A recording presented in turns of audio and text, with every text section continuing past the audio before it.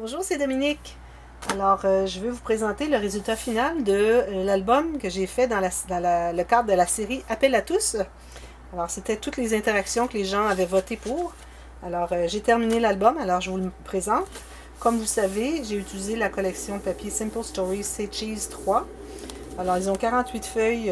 Alors, ce sont tous des motifs qui nous rappellent Disney, mais il n'y a rien qui nous dit que c'est Disney ici. Mais bon, j'ai acheté quelques collants et puis collants Disney, et puis ceux-là nous rappellent vraiment que c'est plus Disney, vous voyez. D'ailleurs, je pense que je vais le mettre sur l'album, celui-là. Bon, je verrai. Alors, il me reste beaucoup de scrap ici, mais j'ai acheté une autre collection du pack de Eco Park.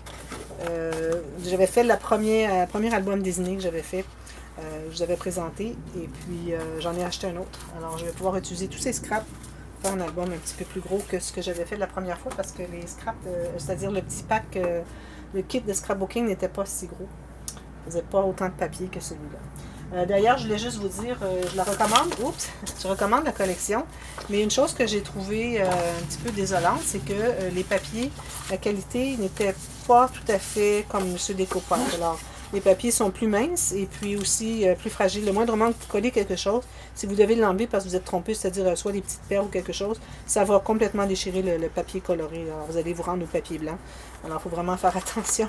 Alors, je la recommande, mais je n'achèterai pas d'autres.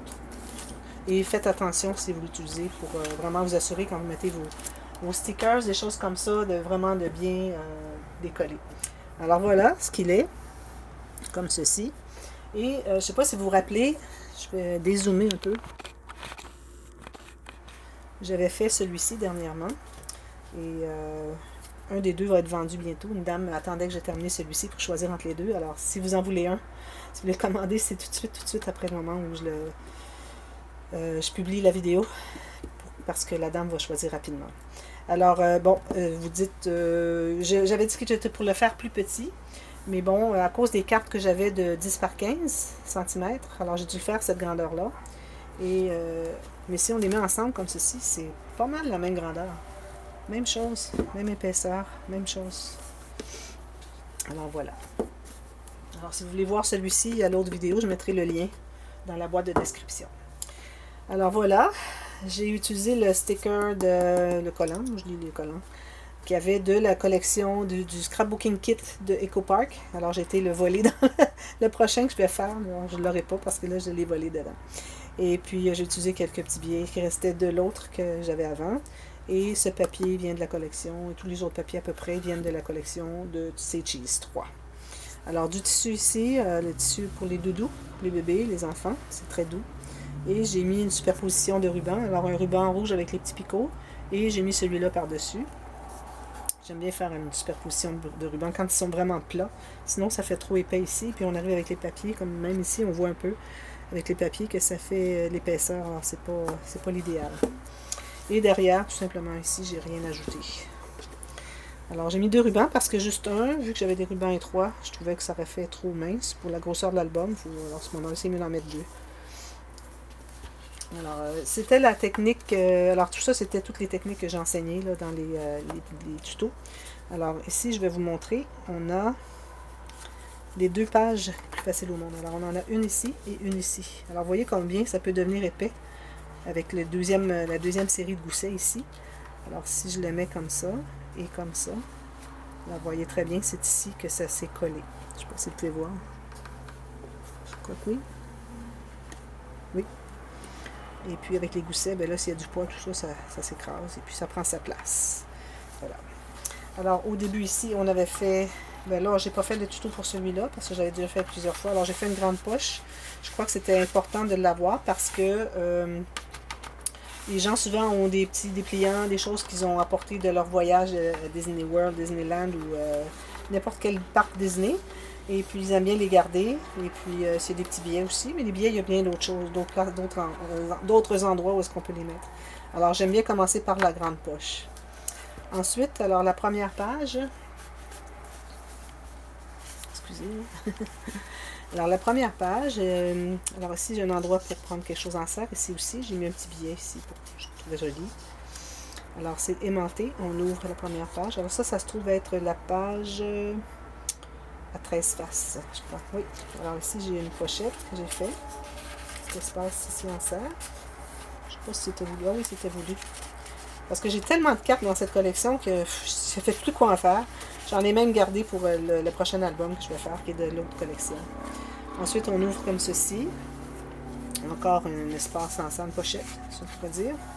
Ici, j'ai deux espaces photos et j'ai laissé ouvert de chaque côté. Alors, je n'ai collé qu'une fine lanière ici, ligne de colle. Alors, on peut coller dessous une photo qui peut aller dessous. Même chose ici, dessous. Même chose ici, dessous.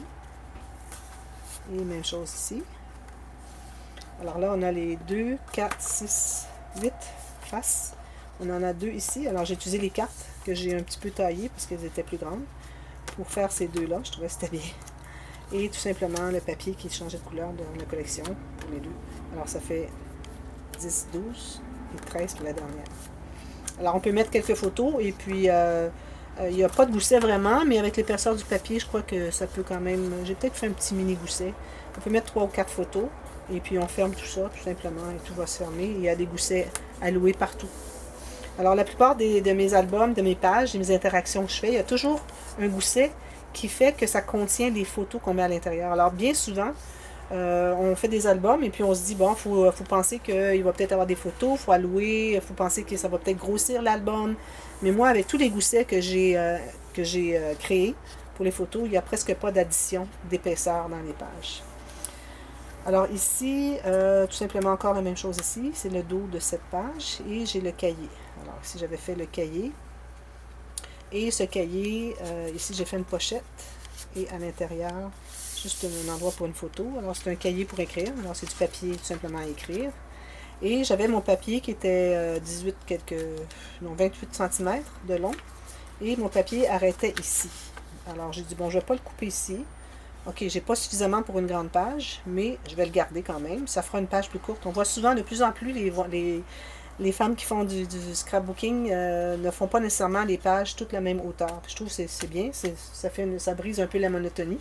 Alors j'ai tout simplement gardé et j'ai ajouté une pochette sur le dessus. Et puis j'ai fait un cahier pour mettre à l'intérieur. Et puis une petite carte supplémentaire aussi. Alors ça fait une façon de faire une pochette.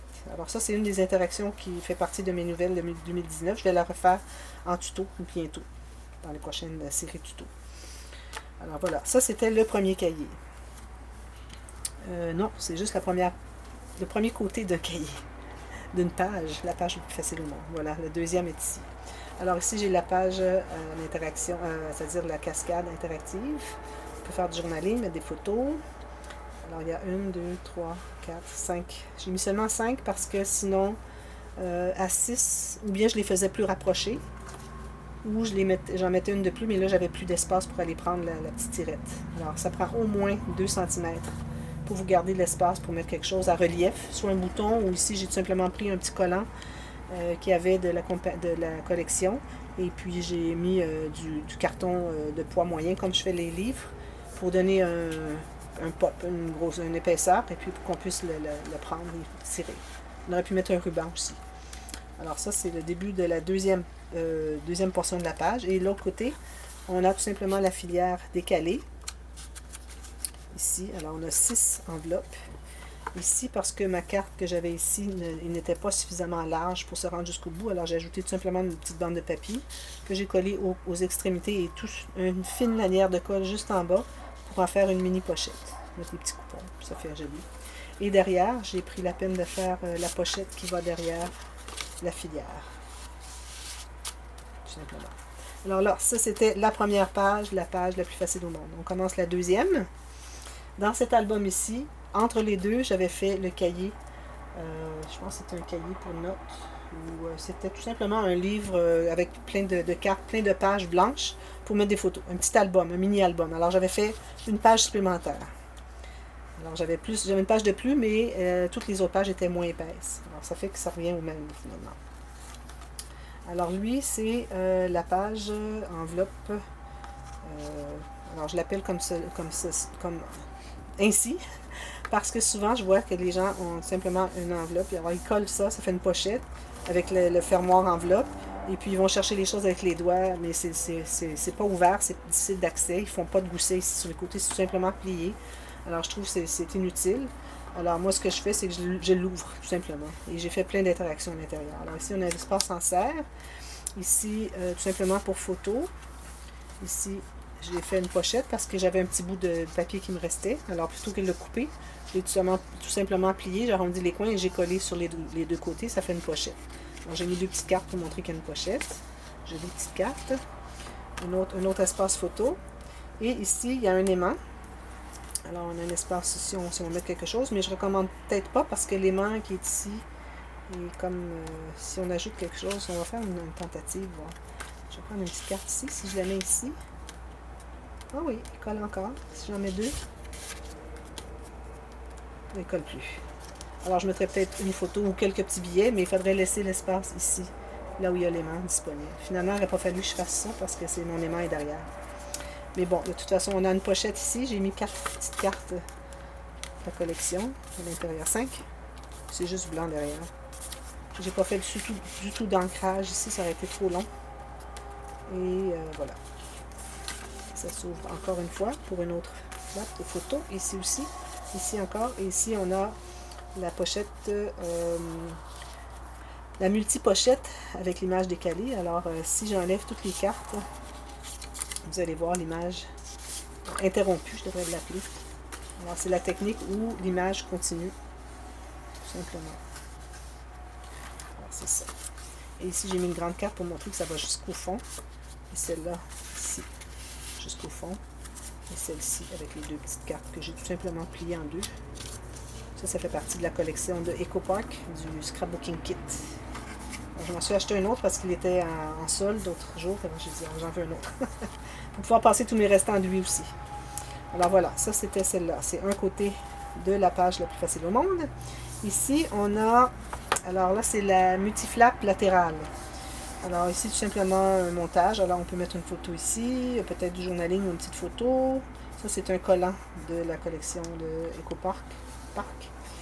Alors, ça s'ouvre comme ceci et comme ceci pour mettre des photos. Et ici, on a un espace en serre. Je ne sais pas si on voit, comme ceci. Et puis, ça s'ouvre de l'autre côté aussi. Alors, comme ça ici, comme ceci, comme ceci. Espace photo. Alors, c'est tout simplement un bout de papier. Alors, la longueur que j'avais de mon papier, plus la couture, un espace ici pour coller sur la base de la page. Et c'est plié ici, tout simplement. Même chose ici. Alors, ça commence ici, collé au bord ici. Et c'est toute la longueur. C'est tout simplement plié. Et ici, j'ai fait encore ma technique de l'image interrompue. Et puis, j'ai mis une petite carte comme ceci. Et avec un aimant. Oups, un aimant ici, tout simplement. Ensuite, la prochaine, c'est le cahier pivotant. Alors ici, comme vous voyez, vous avez un petit cahier. C'est pour mettre des photos. Alors, il faut mettre des photos. Alors, des photos format ou direction, je devrais dire portrait. Et tout à coup, vous avez photo de direction paysage. Alors, au lieu de tourner tout l'album, vous tournez tout simplement le petit cahier. Et il y a un pivot ici derrière. Et puis aussi, il y a un aimant derrière ici qui fait que ça se tient en place. Et vous continuez à regarder les photos. Et tout à coup, un autre paysage. Alors, on le tourne et on continue. Et ça se bloque là. Alors, le petit pivot est ici, l'aimant est derrière. Alors, ça, c'était la technique que j'avais enseignée pour cette page. Alors, j'espère que tous ces tutos vous ont bien servi. S'il y a des questions, n'hésitez pas à me demander. Et là, on est rendu à la dernière face de cette deuxième page la plus facile au monde. Alors, j'ai fait une cascade latérale. Alors, de ce côté-ci, avec les cartes carrées, tout simplement. Et j'ai mis ce grand collant ici. J'ai collé juste ici. Et puis, on peut mettre quelques photos derrière. Donc, ça, c'est bien intéressant à faire aussi comme interaction. Alors, je vais voir le tuto. Je donne tous les noms des interactions que j'ai utilisées pour que vous puissiez faire la recherche. Il y a 10 tutos. Alors, pour que vous vous y retrouviez. Dernière page, j'ai fait les croisements de cahiers. Pas de cahiers, excusez, croisements de ruban. Parce qu'on peut mettre quelques photos, mais j'ai fait un livre d'autographe. Alors, dans la page de collant, de stickers, comme vous dites, il y en avait une qui disait, il y en avait un, c'est-à-dire, qui disait autographe. Alors, j'ai fait la même chose dans celui-ci. Et puis, dans ce livre-là. Alors, j'ai fait un livre pour autographe. Alors, c'est du papier encore là. Alors, les gens peuvent apporter ce cahier en voyage et quand ils se promènent dans les rues, ils rencontrent des personnages, ils les font signer. Alors, Meeting the Mouse. Hein? Alors, on a rencontré la souris, la fameuse souris. Et puis ici, regarde qui j'ai rencontré. Et puis tous les personnages, alors de whole gang, toute la gang. Quel, tout un, tout un, toute une gang, si on peut dire, de personnages. Tout un troupeau de personnages, toute une troupe de personnages, si je traduis. Alors voilà, c'était ça l'album Appel à tous. Alors merci, ça a été très gentil de regarder toutes ces vidéos et de participer au spécial tuto que j'avais fait. Alors, c'est tout. Alors, à ce moment-là, je laisse toujours mon adresse courriel dans la boîte s'il y a des questions, des messages, quoi que ce soit. Et aussi, vous regardez, il y a le lien pour accès à mon compte PayPal, si jamais vous voulez faire une petite contribution à ma chaîne, parce qu'il y a beaucoup de matériel que je dois acheter, si je peux dire, pour tout faire ces choses-là pour vous tout. Et puis, souvent, les albums ne se vendent pas rapidement. Alors, ça peut m'aider à soutenir ma chaîne si vous faites un petit don. Alors, pour être des Patreons, comme ils disent en anglais. Alors voilà, je vous remercie d'avoir regardé. Et si vous n'êtes pas abonné à ma chaîne, cliquez tout de suite sur le bouton s'abonner. Et n'oubliez pas d'appuyer aussi sur la petite clochette qui vous avertit aussitôt que qu'il y a une nouvelle vidéo qui paraît sur ma chaîne. Et puis, n'oubliez pas de laisser un commentaire et de cliquer sur le petit pouce en l'air si vous avez aimé cette vidéo. Alors, merci beaucoup d'avoir regardé et on se revoit pour une autre série de tutos très bientôt. Merci, bye bye.